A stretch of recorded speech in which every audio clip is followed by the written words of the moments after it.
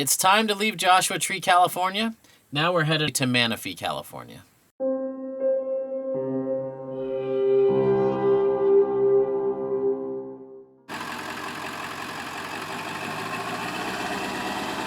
When we first got to Joshua Tree, we were a little worried that we were gonna get bored before our week here was up, but it ended up being great. We went to King of the Hammers, we did some mountain biking, we did some hiking, we met up with some friends, and it was a great time and we did not get bored. We're just using the dump station at an RV park and we saw this cool teardrop. We could totally see ourselves using something like that someday when we don't have to work.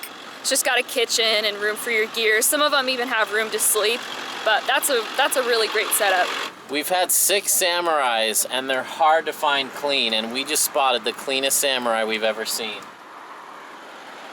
So we're just at a gas station fueling up in Yucca Valley. In Yucca Valley, and we ran into Larry, who we've been communicating with online because he lives right here, and he just happened to be driving along the same route we were, pulled over and said hi. So it's awesome that we got to meet you. Hi, everybody. It's kind of nice when you're away from the big cities. It's like every 15 minutes to an hour you get a space between cities where all the congestion is.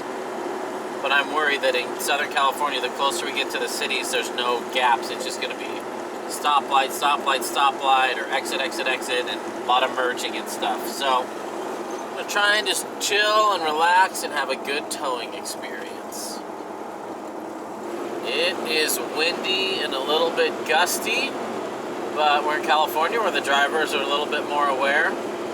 Something I should have remembered, every time you're by windmills, it's probably going to be windy.